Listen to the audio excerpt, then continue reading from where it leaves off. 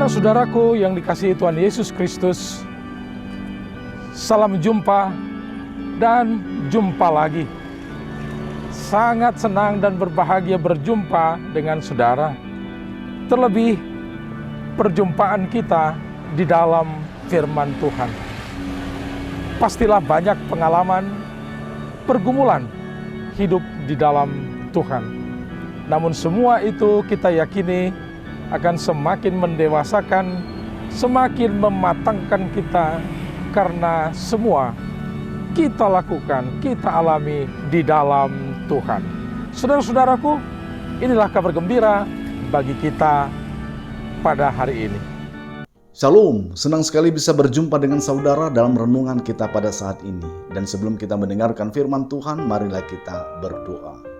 Damai sejahtera Allah yang melampaui segala akal, kiranya memenuhi hati dan pikiranmu dalam Kristus Yesus Tuhan kita. Amin.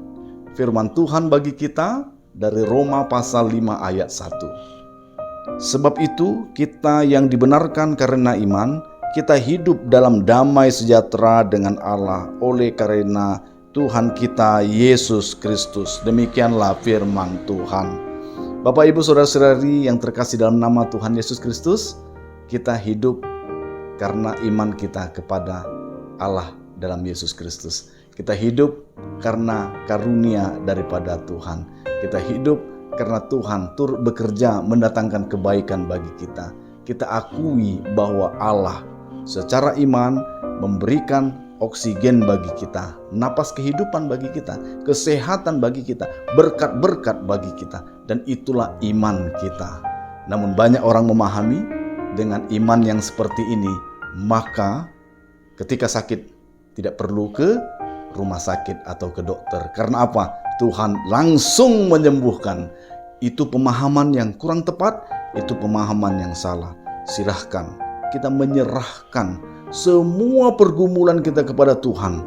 Namun Tuhan bertindak, bekerja melalui hikmat-Nya yang diberikan kepada warga, orang yang di sekitarnya. Dokter, perawat, rumah sakit, dan banyak lagi yang Tuhan pakai di tengah-tengah dunia ini untuk membantu dan menolong kita. Ya, oleh karena itu jangan terjebak pada pemahaman yang sekuler, pemahaman yang tersesatkan.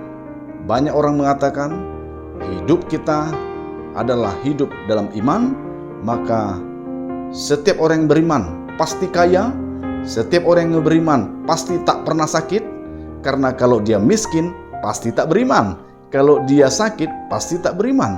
Dan inilah pemikiran-pemikiran yang salah menyesatkan kita sehingga akan ada penghakiman-penghakiman, dan inilah muncul nilai-nilai fanatisme di tengah-tengah kehidupannya. Oleh karena itu, firman Tuhan hari ini mau meluruskan iman kita bukanlah iman yang sembarangan. Iman kita adalah kepada Allah dalam Yesus Kristus. Sehingga kalau kita melihat perjalanan kehidupan kita harus bercerminkan kepada Yesus Kristus. Yesus Kristus pernah mengalami penderitaan. Maka kalaupun kita beriman kepada Allah dalam Yesus Kristus, kita pun akan masuk ke dalam satu yang namanya terbuka peluang untuk hidup dalam penderitaan, tantangan, ancaman, dan masalah. Jangan hakimi orang lain ketika mereka mengalami pergumulan. Justru dengan pergumulan ini akan menguatkannya dan bahkan tahan uji dalam segala sesuatu, sehingga imannya bertumbuh dan semakin yakin kepada kekuatan Allah dalam Yesus Kristus. Ya, maka di dalam firman Tuhan hari ini meluruskan bahwa soal iman itu, bahwa kita yang dibenarkan karena iman.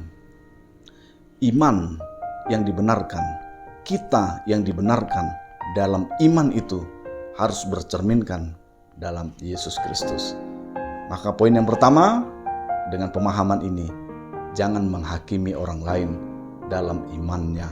Setiap orang pasti akan mengalami yang namanya ancaman, tantangan, masalah, pergumulan. Dan kiranya ketika itu terjadi, kita berikan semangat dan kekuatan supaya mereka bisa menang sampai kepada tujuan makna daripada pergumulan tersebut. Ya, maka itu mari bersama kita kuat dalam iman, dalam Yesus Kristus. Ingat, dalam iman pun kita harus melakukan bagian kita. Ketika kita beriman kepada Kristus, maka tindakan kita seperti Kristus. Iman kita adalah iman di dalam pengajarannya dalam kasih, maka tindakan kita harus menunjukkan kasih. Bukan hanya tinggal diam berpangku tangan, bukan hanya duduk-duduk ongkang kaki, tapi kita berperan, memiliki kontribusi yang positif, membangun bagi masyarakat, dan itu menunjukkan iman yang benar, yang sudah dibenarkan oleh Allah. Yakobus mengatakan, iman tanpa perbuatan adalah mati. Oleh karena itu, hanya iman saja menimbulkan fanatisme, hanya perbuatan saja menimbulkan kesombongan, tapi iman dan perbuatan dibenarkan di dalam Allah. Dan itulah kebenaran yang sejati di tengah-tengah kekristenan kita. Iman yang berbuat, iman yang realistis yang kita tunjukkan, sehingga melalui kehidupan kita banyak orang akan melihat Kristus hidup di dalam kita, Kristus berkarya di dalam kita, sehingga banyak orang akan datang berbondong-bondong datang kepada Kristus dan menjadikannya Tuhan dan Juru Selamat. Tuhan Yesus memberkati kita semua, kiranya iman kita berbuah dalam perbuatan-perbuatan baik, sehingga nama Tuhan dipermuliakan. Amin.